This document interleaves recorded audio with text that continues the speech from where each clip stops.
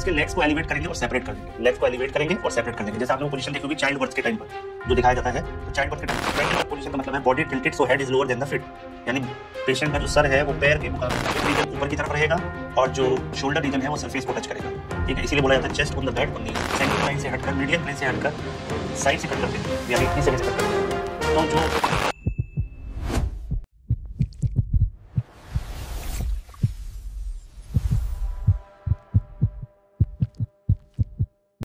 Hello everyone, तो अब हम स्टार्ट करने वाले हैं अपना नेक्स्ट टॉपिक जिसका नाम है एनाटॉमिकल पोजीशन। तो यहाँ स्क्रीन पर आपको नजर आ रहा है एक डायग्राम जिसमें एनाटॉमिकल पोजीशन को दिखाया गया है, ठीक है। तो सबसे पहले हमें स्टैंडर्ड एनाटॉमिकल पोजीशन को समझना होगा। स्टैंडर्ड एनाटॉमिकल पोजीशन क्या कहता है कि इसके बाद कोई भी पोजीशन आप सीख लें, लेकिन आपको एज ए एनाटॉमी एक्सपर्ट ये पोजीशन जरूर पता होनी चाहिए, है ना।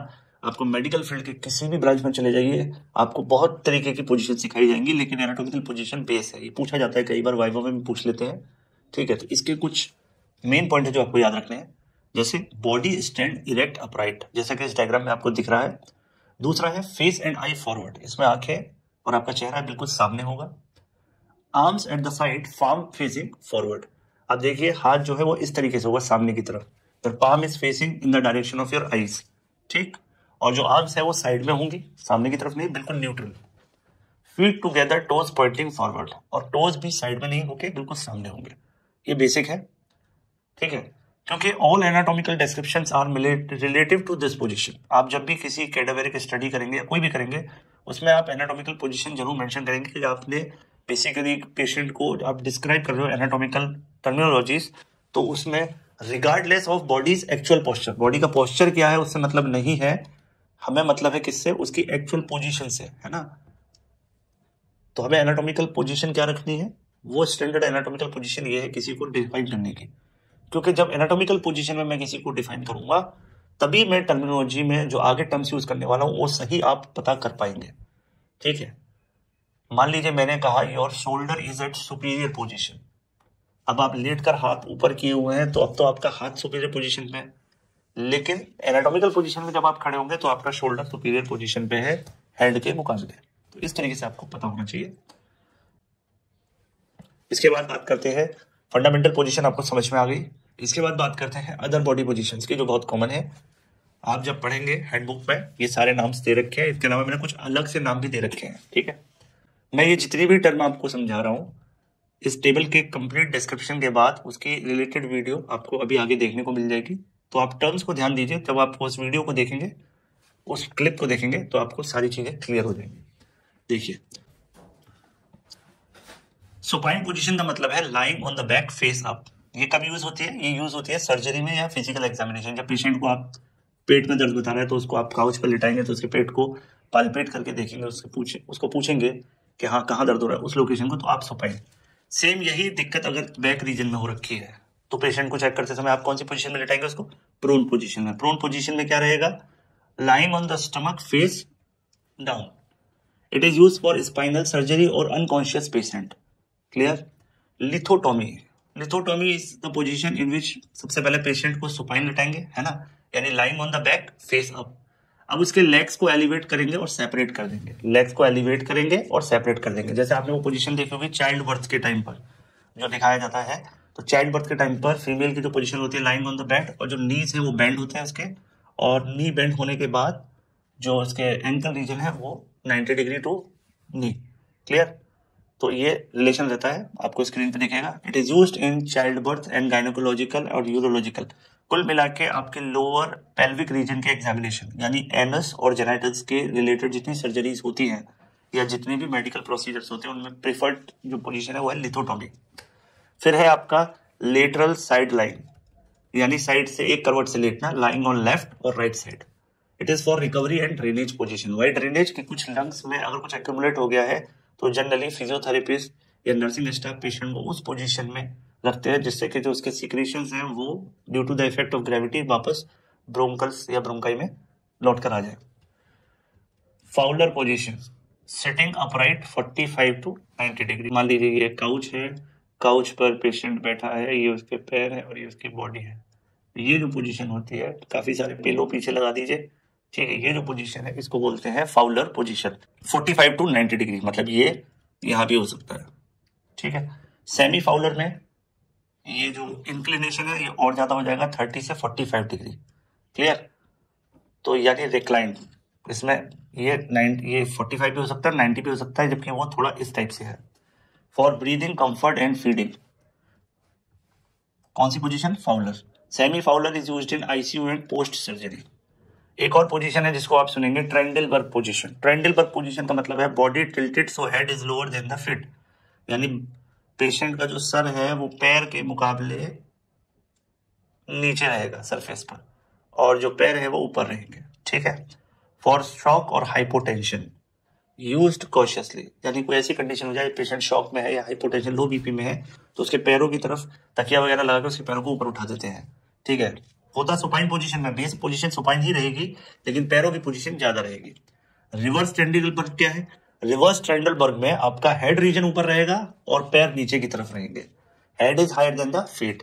It is for abdominal surgery, reduce the blood flow to the head region. तो it is as per the requirement of surgery और as per the requirement of patient. Knee chest या जेनु पेक्टोरल पोजीशन।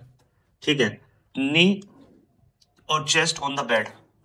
ठीक है, जैसे horse वाली जो position होती है ना, जिसमें नी और चेस्ट इस तरीके से पेशेंट रहेगा। ठीक है, इसमें उसका हिप रीजन ऊपर की तरफ रहेगा और जो शोल्डर रीजन है वो सरफेस को टच करेगा। ठीक है, इसीलिए बोला जाता है चेस्ट ऑन द बेड और नीज बेंड। ठीक है, ये जो पोजीशन है ये वाले, तो ये जो पोजीशन है इस पोजीशन में बोलते हैं genu pectoral. It is use for rectal और लोअर इंटेस्टाइनल एग्जामिनेशन। ये पोजीशन प्रेफर की जाती है पाइल्स वगैरह के ऑपरेशन में भी, और इसके अलावा रेक्टल एग्जामिनेशन, रेक्टल या एनल कोई प्रॉब्लम हो किसी को, बैक साइड से विजुअल को ठीक से देखने के लिए सर्जरी के टाइम पर हिप रीजन को, तब ये पोजीशन प्रेफर की जाती है सर्जन के थ्रू और मेडिकल प्रोफेशनल के थ्रू। तो ये वो पोजीशन है जहां पर आप पेशेंट को लिटाकर बिठाकर क्या करेंगे, एग्जामिनेशन करेंगे और उसका डायग्नोज करेंगे। क्लियर? अब बात करते हैं बॉडी प्लेन्स और सेक्शंस की। बॉडी प्लेन बेसिकली आपने पढ़े होंगे बॉडी प्लेन। तो बॉडी प्लेन बेसिकली तीन ही है, सैजिटल, फ्रंटल, ट्रांसवर्स। एक और है वो ज्यादा कॉमन नहीं है, ऑब्लिक प्लेन। ठीक है, आपको जो ज्यादातर टर्म मिलेगा पढ़ने को बुक्स पे वो यही वर्ड यूज होंगे, क्योंकि जितने डायग्राम्स दे रखे हैं उसमें वो मेंशन करते हैं डायग्राम का कौन सा व्यू है, सैजिटल व्यू है, फ्रंटल है या ट्रांसवर्स व्यू है। तो सैजिटल व्यू में जो बेसिकली ओरिएंटेशन होता है वो होता है वर्टिकल। ठीक है, ये जैसे आपके सामने, ये आपके सामने दे रखा है सैजिटल व्यू। ठीक है, इसमें क्या है, इस पेशेंट के राइट और लेफ्ट डायरेक्शन में बांटा गया है, यानी कट कैसे मारा गया, ऐसे नोज से। तो एक राइट साइड बन गई बॉडी की और एक लेफ्ट साइड। जो प्लेन कट कर रहा है उसको कहां से पास हो रहा है, राइट और लेफ्ट से। ठीक है, कहां से कहां तक, फ्रंट टू बैक, आगे से पीछे तक आपने प्लेन में कट किया इसको, तो आपको लेफ्ट और राइट हाफ मिलेंगे। ठीक है, अब सैजिटल प्लेन में आपको दो वेरिएशन मिल सकते हैं, मिड सैजिटल और पैरा सैजिटल। देखिए ये मिड सैजिटल है, यानी बॉडी की वर्टिब्रल कॉलम की मिड लाइन से अगर आप कट करते हो तो आपको दो इक्वल हाफ मिल जाएंगे।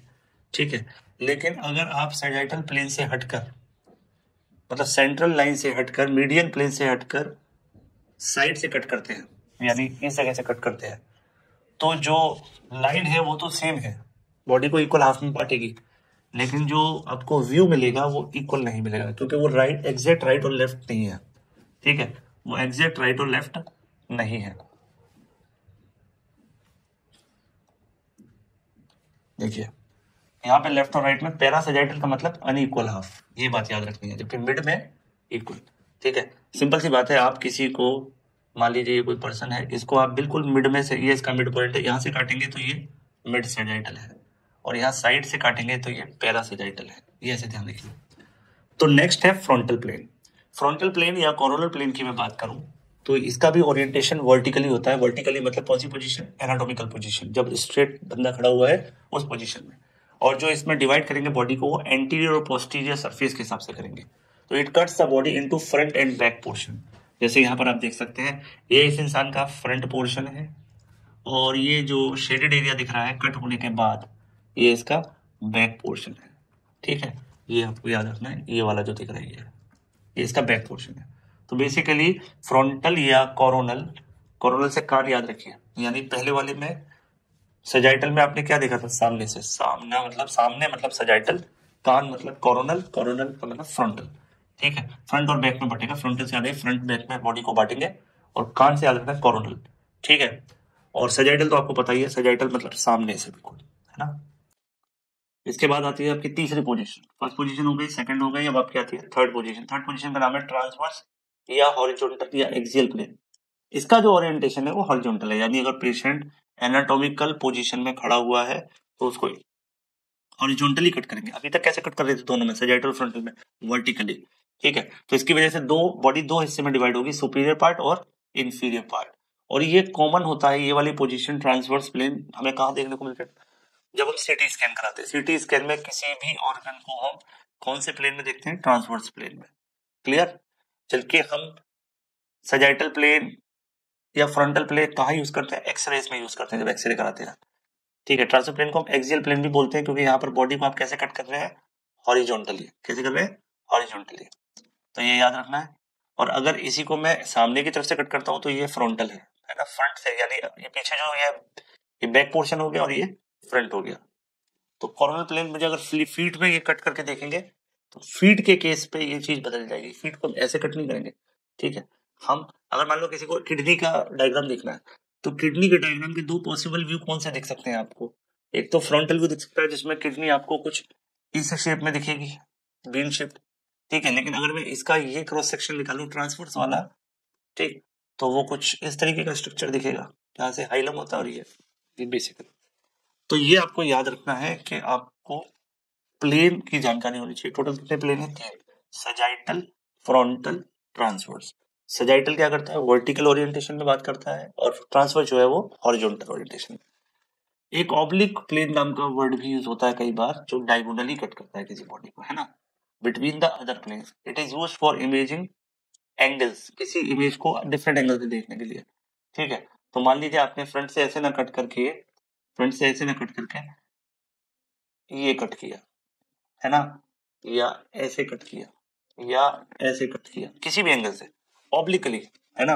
ये सारे कैसे प्लेन है, स्ट्रेट लाइन है। देखिए आप देख रहे हैं पूरी स्ट्रेट लाइन पास हो रही है ऐसे। ठीक है, अगर ये लाइन ऐसे जाए तो कोरोनल, लेकिन नोज और ईयर के बीच में अगर लाइन यहां से जाए, चीक रीजन से कट करती हुई और पीछे की तरफ चली जाए, तो ये कौन सा प्लेन है, ऑब्लिक प्लेन है, क्योंकि ये मिड लाइन से ऑब्लिकली जा रहा है। ना फ्रंटल के हिसाब से चल रहा है ये, ना फ्रंटल के, और ना ही ये कोरोनल के हिसाब से। क्लियर। तो ये टर्म आप एक दो बार पढ़ेंगे इससे रिलेटेड चीजों को, तब आपको क्लियर होगा। पोन्स में ये बहुत वर्ड यूज होते हैं, जब हम ग्रॉस एनाटॉमी पढ़ेंगे तो ये सारी टेक्नोलॉजी बहुत काम आने वाली है। तो कुल मिला के हमारे बॉडी प्लेस हो गए तीन, लेकिन जनरली हम यूज करते हैं चार, क्योंकि डायगोनल हर जगह यूज नहीं होता, स्पेशल केसेस में यूज होता है। लेकिन day to day medical technology में आपको sagittal, frontal, coronal, transverse, horizontal, axial plane, ये वर्ड जरूर देखने को मिलेंगे। ठीक है, चलिए अब नेक्स्ट वीडियो में हम डिस्कस करेंगे कंपैरेटिव एनाटॉमिकल टर्म्स।